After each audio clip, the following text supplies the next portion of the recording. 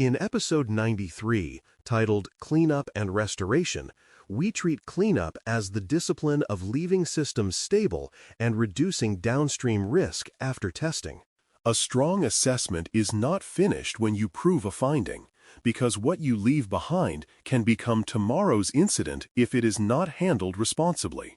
Cleanup is also a trust exercise, because stakeholders need confidence that testing did not introduce lasting changes or hidden access paths. Even small artifacts can create confusion, especially when operations teams later see unexpected accounts, tasks, or configuration shifts and do not know whether they are legitimate. The goal is to return the environment to a known good state with clear documentation of what was changed and what was restored. When cleanup is handled well, it protects the client, protects the integrity of the engagement, and supports a smooth transition into remediation work. Cleanup goals are straightforward, but they require rigor. Remove changes, close access paths, and restore configurations to their expected state. Removing changes means deleting test artifacts such as temporary files, accounts, and scripts that were created to validate conditions. Closing access paths means ensuring that anything that could allow future access, intentional or accidental, is eliminated, including temporary credentials or adjusted permissions. Restoring configurations means reverting settings to their original values, which includes both security controls and operational parameters that might have been adjusted during testing. The key is to understand that cleanup is not just delete what you remember, but return the system to baseline, and baseline is defined by what the owners expect. When you approach cleanup systematically, you reduce the chance of lingering risk and you improve confidence that the engagement was professional. This is how you make sure the work strengthens security rather than introducing new uncertainty.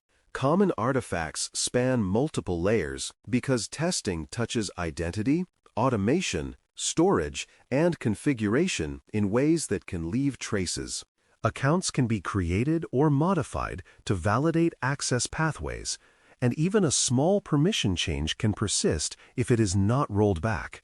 Tasks can be introduced through scheduling mechanisms, and they can continue to run long after the engagement ends if they are forgotten.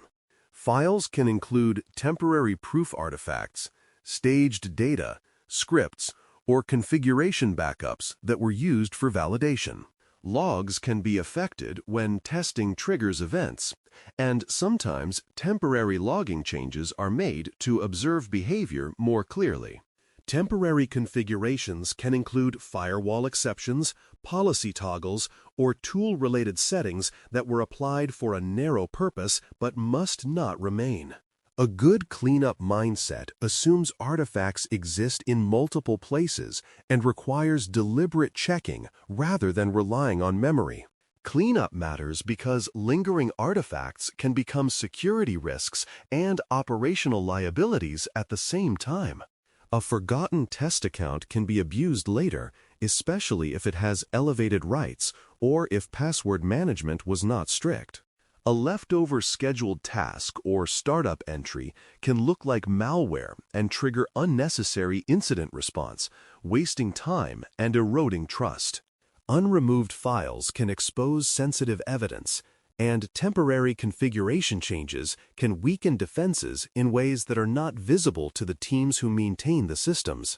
Operational confusion is a real cost, because troubleshooting teams may chase mystery changes that were caused by testing but never documented or reverted.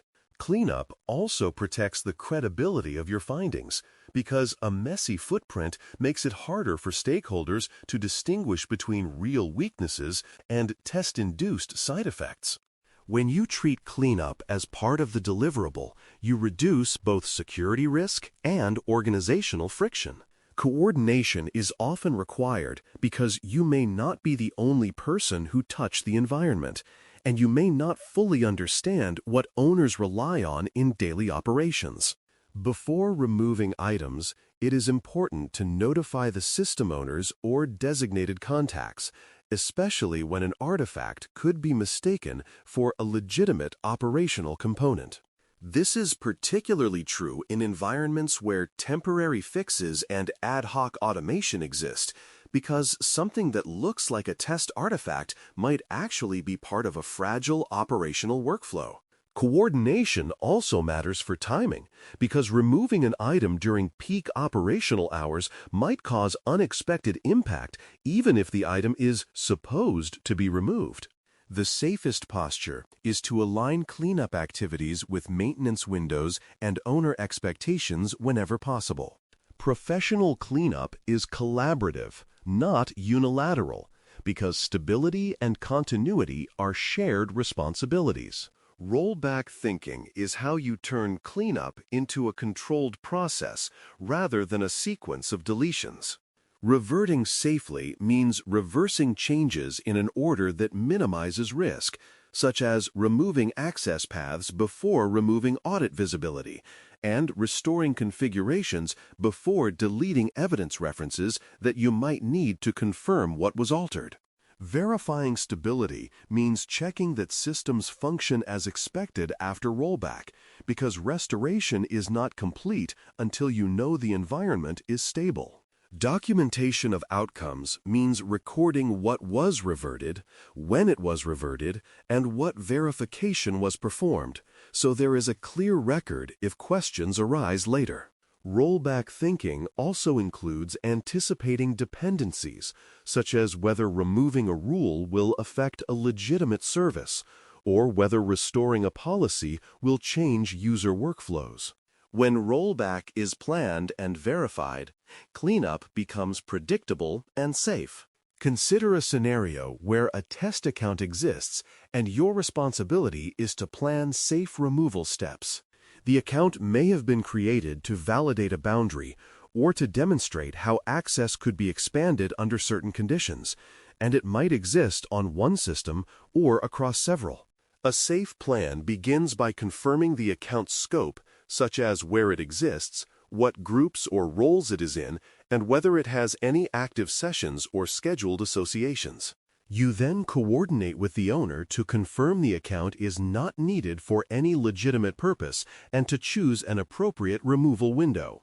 Next, you remove or disable access in a controlled way, often by disabling first to reduce risk, then deleting once stability and ownership are confirmed. Finally, you verify that access is closed and that no dependent tasks, services, or scripts still reference the account. This approach prevents surprises and ensures the cleanup step closes risk rather than creating disruption. Pitfalls in cleanup often involve forgetting small changes or removing something without confirming ownership and impact. Small changes are dangerous because they are easy to overlook, such as a temporary exception rule, a minor permissions tweak, or a configuration toggle that was made quickly to validate a condition. These small artifacts can persist for months because no one notices them until they cause a problem, at which point attribution becomes difficult. Removing something without confirming ownership can be equally harmful because you might delete a legitimate operational account, a scheduled task used for maintenance, or a configuration file that supports production workflows. Another pitfall is assuming that cleanup is complete because the main artifact was removed, while secondary references remain, such as scripts that call a removed resource, or systems that retain cached credentials. The professional response is to treat cleanup as an inventory and verification exercise, not as a memory exercise. A quick win that dramatically improves cleanup reliability is maintaining a running change list throughout the engagement. A change list is a living record of what was altered, where it was altered, why it was altered, and how it can be reverted safely.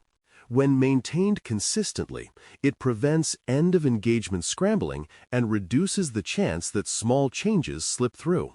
It also supports coordination because you can share a clear list with owners and agree on which items will be reverted by whom and when. The list becomes a practical checklist for final cleanup, and it can also feed directly into reporting language about what was changed and what was restored. This habit is simple, but it is one of the strongest indicators of professional maturity. When you keep the list, cleanup becomes structured rather than stressful. Evidence preservation needs add an important nuance because you must keep required proof while removing risky artifacts. You do not want to delete evidence that is necessary to support a finding or to support remediation validation, but you also do not want to keep risky artifacts in production environments. The solution is to preserve evidence in controlled, secure storage while removing the operational artifacts that create exposure, such as test accounts, scripts, or staged proof files on production systems. This means you may need to export logs, capture redacted screenshots, or record configuration snapshots in a way that is safe and authorized before you remove the artifacts that produce them. You also want to ensure evidence retention aligns with engagement rules and organizational policy, including retention duration and approved recipients. Done correctly, evidence preservation supports trust and remediation while still allowing full cleanup of risky changes. Reporting language for cleanup and restoration should state what was changed and what was restored, because stakeholders need confidence that the environment was returned to a stable state. Clear language identifies the categories of artifacts created or modified, such as accounts, tasks, files, or configuration settings, and it describes the restoration action taken for each. It also notes verification, such as confirming account removal, validating that a service is operating normally, or confirming that a configuration matches baseline. This section of reporting should avoid unnecessary sensitive detail while still providing enough specificity to reassure owners and auditors. It should also clarify responsibilities if certain cleanup items were handled by the client rather than by the tester, because ambiguity here can lead to lingering risk. Strong cleanup reporting is concise, factual, and directly tied to the change list. Sometimes cleanup cannot be completed fully, and how you handle incomplete cleanup is a test of professionalism. If an artifact cannot be removed because it is tied to a fragile system, an operational dependency, or a missing approval, the correct response is to escalate and document residual risk clearly. Escalation means informing the appropriate owners and stakeholders promptly, explaining what remains, why it remains, and what risk it introduces. Documentation means recording the exact residual artifact, the attempted cleanup steps, and the recommended path to completion, including timing and ownership. Incomplete cleanup should never be hidden or minimized, because that undermines trust and can lead to surprise incidents later. When you document residual risk transparently, you give the organization the information it needs to finish the job safely. A memory anchor can keep cleanup work consistent. List changes, revert, verify, document, escalate. List changes keeps you grounded in the reality that cleanup starts with knowing exactly what was touched and why.